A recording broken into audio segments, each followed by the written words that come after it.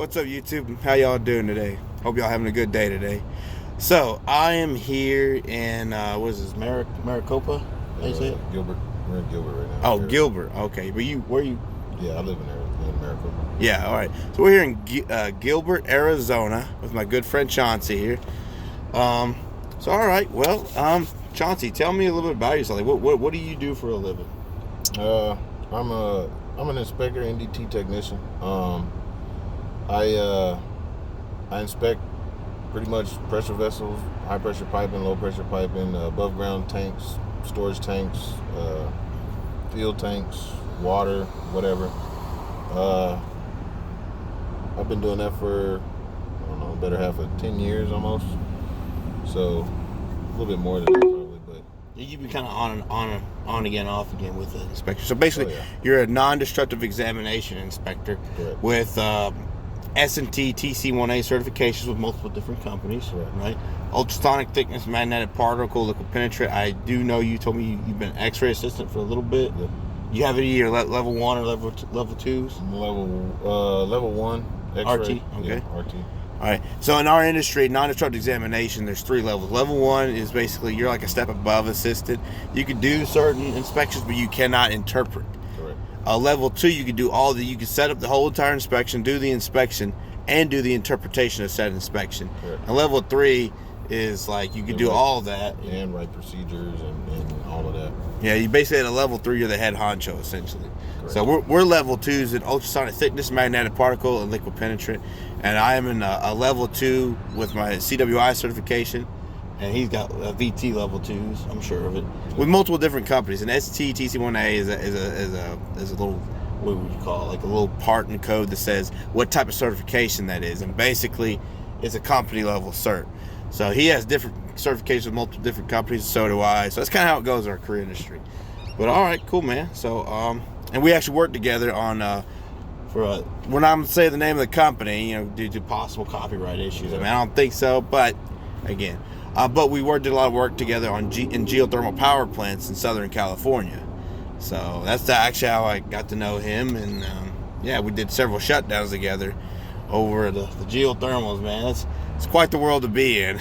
Dirty world. Yeah. People talk about how green geothermal energy is, but it smells like rotten fish and rotten crabs, dude. Yeah, it stinks. Oh, yeah. And plus, what it does to the local environment. It's great for the environment as a whole, but the local environment, can be pretty devastating on crops in that area.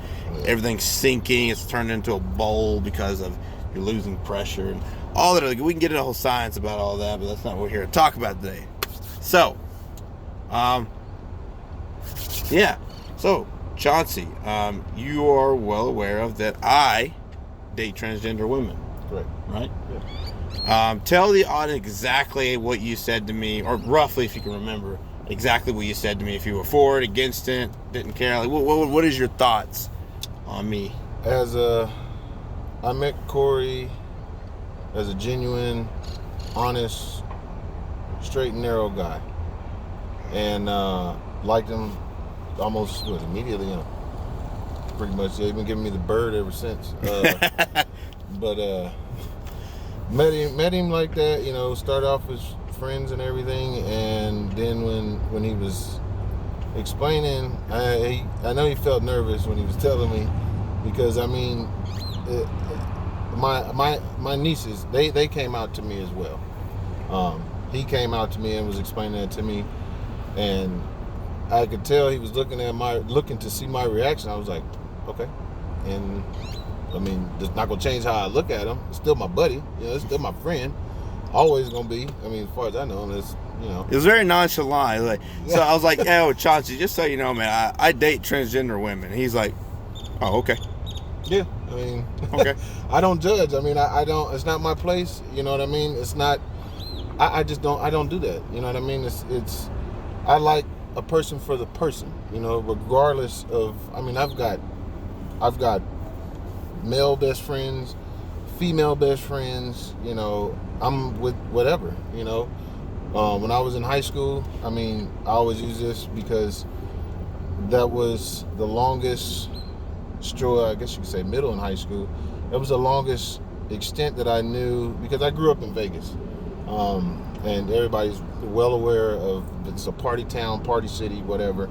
And there were a lot of friends of mine that they're gay, they're homosexual, and they're funny as fuck. Like, it's hilarious. And to see where I see things and how they see things, I think it's amazing, because just the way everybody perceives things, to me, is awesome, because I'm not right all the time, and to see it from somebody else's eyes, I can see, a lot of times I can see, like, oh, okay, I can see that, like I can relate, to a certain degree. And if not, I try to get an explanation, like, oh, okay, well, what about this? I'll ask questions and stuff like that. But I mean, as far as judging people and stuff like that, it's not a good shirt to wear, and I don't like to wear those type of shirts, because for one, it don't fit me. I don't really get down like that, and I'm more of a laid back. That's cool. I still like, even if, like, when my nieces came out and they said that to me, I was like, it's not gonna change the way I love you. It's not gonna change the way I look at you. I mean, you're still my niece. I'm still gonna love you, regardless. That stuff doesn't matter to me. That's an individual choice, and I believe it's to the individual to choose what they want to. Now, just to clarify something real quick, when you're talking about your gay friends and being funny and whatnot, you were not saying their sexuality was funny. You were just saying they were funny as a person. Yes. They crack good jokes. Yes. Hilarious. Yeah. Just want to make that clear to the audience, because I didn't want nobody thinking that you were saying that, oh, yeah, homosexuality is funny. Like, no, that's not what he was saying. He was saying I wasn't saying that. I was saying, like, they're comedians, essentially. The entertainment and the way that, the way that they would crack jokes, and then I would feed on it, and then they would feed off of mine. It was fun to be around. Yeah. Let's just also state something for the record. I'm sure everybody can kind of guess just from the way you carry yourself, but like, what's your deal? What's your orientation? I'm straight. Okay. I'm straight. I like girls that like girls. But yeah, I'm straight. Well, that still plays into you being completely 100% straight. Correct. Liking girls that like girls. Correct. I like girls. I'm straight. Like I said, everybody's got their preference. I don't believe that people that judge people and put negativity out, I don't see how anything positive can come from that, And positivity never comes from negativity. Correct. Never. Correct. All right, cool, man. Well, thank you for explaining your viewpoint on that. So let me ask you something too. We are in the same career field. Correct. Maybe different parts. You're more refinery guy. I'm more of like pipeline structural kind of guy. Mm-hmm. But we have done refinery work together, essentially. We did work in northern Alabama. Not at the same time, but we worked in the same plant. Correct. Essentially. Yeah. That's another shit bag in itself. Yeah. TFE looked at a tetrafluoroethylene, and that's just one of the many hazardous chemicals we dealt with. Hydrosulfuric acid. What else? Polymer. That shit can give you polymer flu. Yep. You have to deal with that shit. And you got also, what was the other one? Hydrofluoric acid, tetrafluoroethylene. The one that reacts with the atmosphere. That's TFE. That one, but then there's also one that turns a cloud green like Mountain Dew. I can't think of the name of it. H2S? Not H2S. We deal with that too out there at that plant too, didn't it? Yeah, it was H2S, and then there was another one. I can't remember the name of it. But basically, a lot of hazardous chemicals that can kill you within seconds. Extremely hazardous. Yeah, this stuff, tetrafluoroethylene, that had this stuff. Enough of this stuff could coat the bottom of your standard glass, right? Blew up like a hand grenade, killed 2 people, and sent a valve flying, 500 yards? 1,000 yards. 1,000 yards? Yeah, sent it flying 1,000 yards into the parking lot. The parking lot was way out front of this plant. So yeah, that's stuff we deal with in construction. It also went through 2 reinforced floors before it left the building. Oh yeah, I forgot about it. 2 reinforced floors. Okay, yeah. So yeah, the 2 guys were changing it out. They thought they had the system completely flushed out, but unfortunately there was a small bit of tetrafluoroethylene residue on the inside of this valve. Boom. Yep. Poor guys are gone. They got rid of the globe valves because of that, because they turned it and residual was in the valve. Damn. But yeah, that's what we deal with as inspectors, so this ain't no joke. But that's not what I'm talking about. I'm talking about, do you think we haven't really worked in any other industries. I mean, maybe briefly in between jobs and contracts, but like based off what you hear from other industries, like white collar, corporate America, in comparison to construction, how would you say would fare as far as the attitude in the construction industry? What you've witnessed as far as the attitude towards LGBTQ plus peoples? For the majority, they're very much against it. Why? Judgmental. Yeah, why? I have no idea. Because okay, so in our industry, he's my brother, regardless if we're in industry anymore, tomorrow, whatever. This is my brother. When we go into a vessel, my life depends on him. His life depends on me.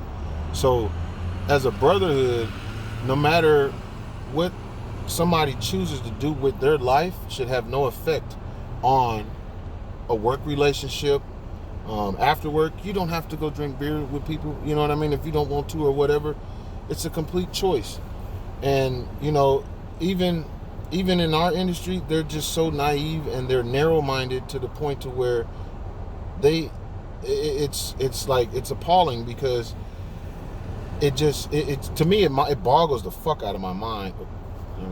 Oh yeah, no, okay. it's yeah. it boggles the fuck out of my mind why it would fucking concern somebody what somebody else does, and just to judge them on that, bro. Like, it's crazy to me. Like, you gotta let somebody be who they are. You know what I mean? Like, absolutely, be as you are. Be as you are, because if not, I mean, why would you sit there and to me, it's pointless. Like, it's pointless to be that naive. It's pointless to be narrow-minded, because there's so much out there.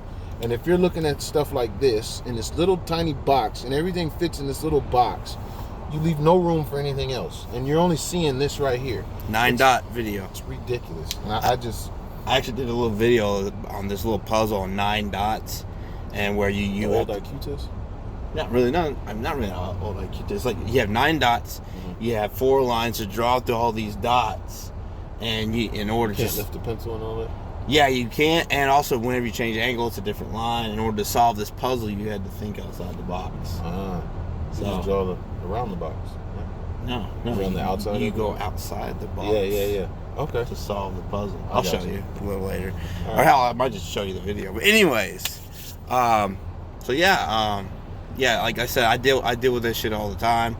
I've actually, I'm not gonna say, I mentioned it before, I've actually missed out on a contract job because a higher up seen my first video and was like, oh, we can't really have that here. That's no, and I can't prove it, but I've had other good people that I know who are like-minded, like Chauncey, let me know, hey, listen, this is what happened.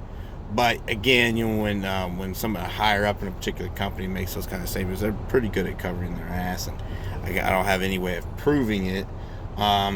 But it is what it is. I mean, we all, I'm sure everybody at some point or another has dealt with some sort of discrimination, some more than others. And now it's discrimination on the masks. Yeah. Yeah. Who's wearing a mask and who ain't? Who's vaccinated and who's not? It don't matter. Everybody should be able to choose. Yeah. Yeah, he has kind of, that's almost like a libertarian mindset right there. Yeah. Yeah, we had a discussion earlier about just lightly on politics, so nothing too serious. I don't like Biden at all. I'm a Trumper. I vote for Trump. I don't. I didn't like either one of them. I didn't like Biden or Trump. I'm libertarian. But it's okay. Everybody's entitled to be wrong. I agree with that too, because I mean, you're picking the lesser of two evils, no matter how you pick those two. You know what I mean? DR, RD, whatever. You're just picking the lesser of two evils. I mean, a lot of times I just stay out of the shenanigans, and if it's bullshit, I just choose not to partake in it. I mean, but so far from what I saw, what was done, I think Trump would have handled this situation a lot better than the powers to be now. If you can stay awake long enough, figure out what's going on, something might happen. But we're not trying to make this.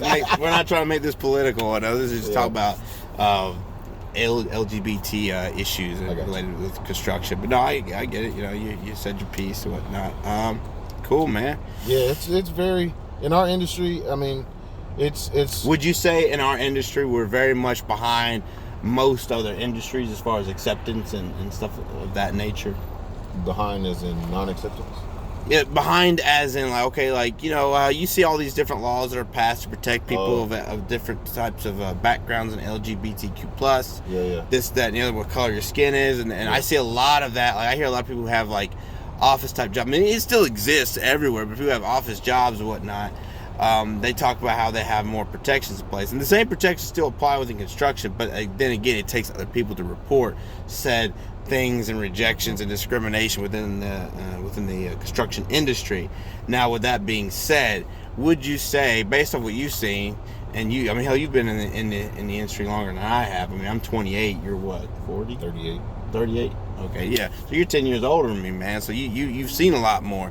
Now, based off what you've seen in this lifetime, I mean, how would you say construction fares as far as how far behind or progressive, if we were to say that, in acceptance and inclusiveness? They're in the dark ages.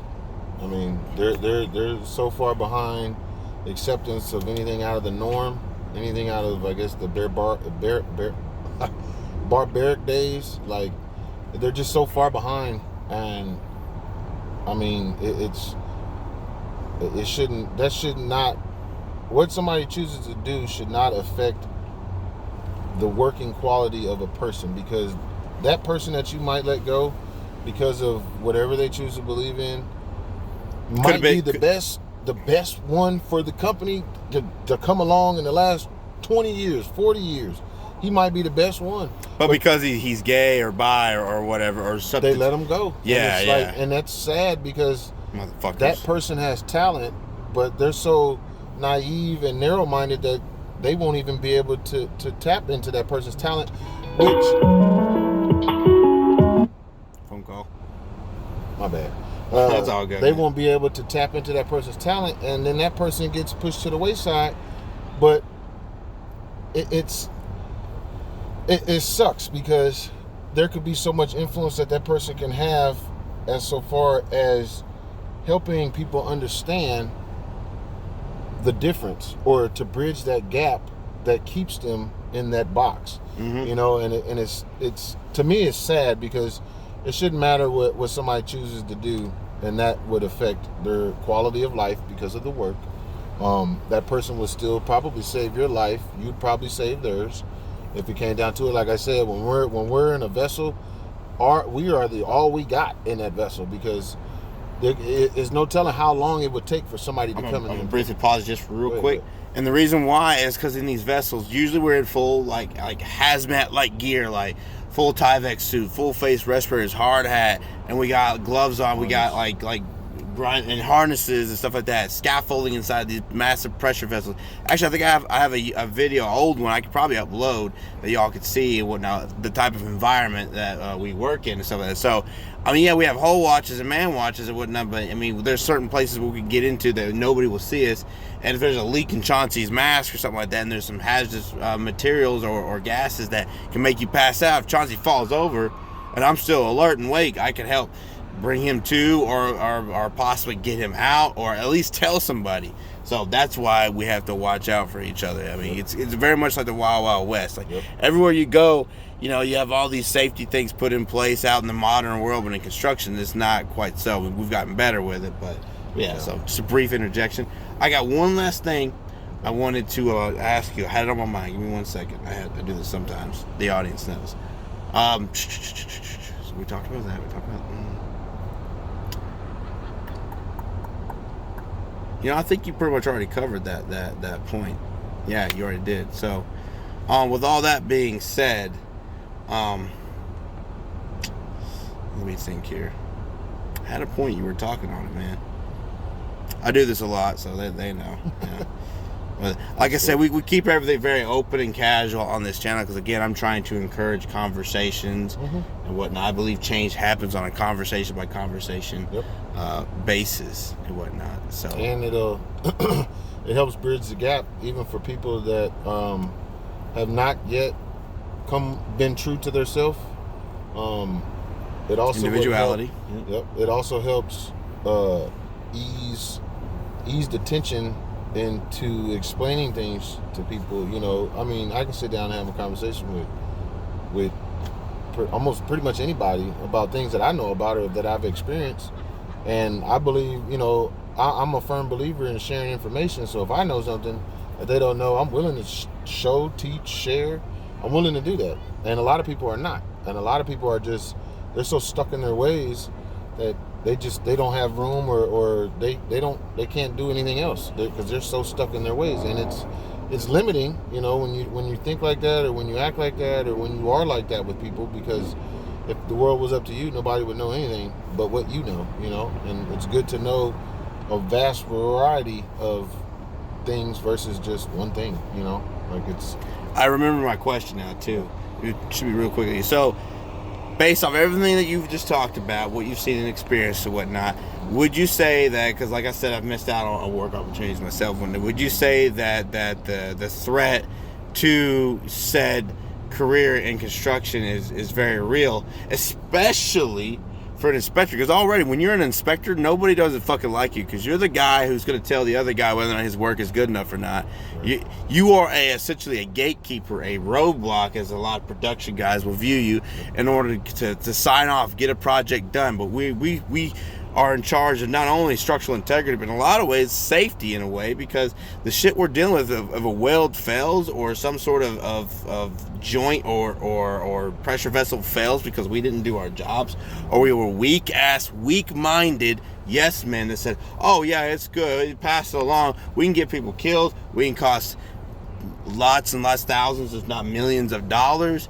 Like we had things called codes and standards and specifications, and basically it's the laws, it's the rules on how to build something, and most of those are written, and not all, but most are written in blood, and if not in blood, significant amount of dollar amounts, because something failed, got somebody killed, or something failed and caused some sort of project to go under because of the amount of cost it would to repair it. So there's codes written in blood and money.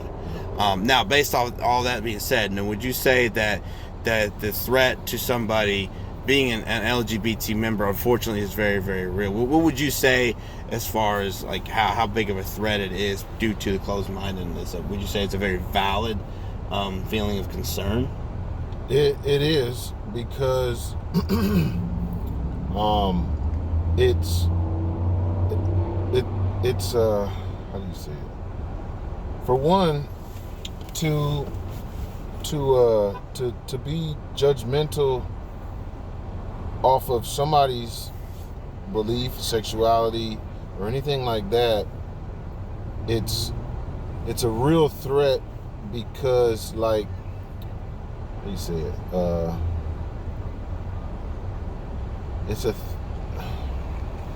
trying to think of how to word it, because it to me, that shouldn't even be like, that should be that person's, I mean, if their qualifications, their integrity, their job. That stands out. That should be the determining factor.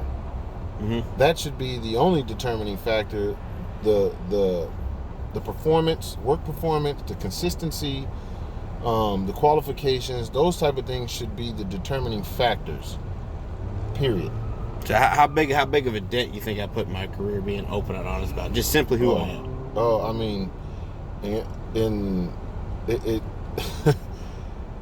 it's definitely detrimental, and that goes back to the livelihood. That shouldn't affect somebody's livelihood, but in reality it does. Right, and that's the sad part, and that's that's the part I don't agree with, because if I wanted to dye my hair purple and go to work, I don't think it should be an issue. If I wanted to, get tattoos, if I wanted, to be who I am, that shouldn't be a factor. If I'm qualified, my work performance is there, everything that fits for this job is there, that should be the only determining factors.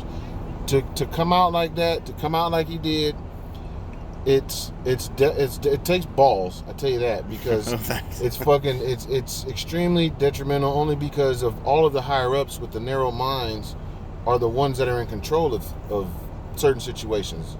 There's people that are actually afraid of people that come out with their own individuality. Thank you. They're scared because they don't have an understanding. Like, people fear things because they don't understand it, and instead of trying to understand things, they just fear is something easy to grab.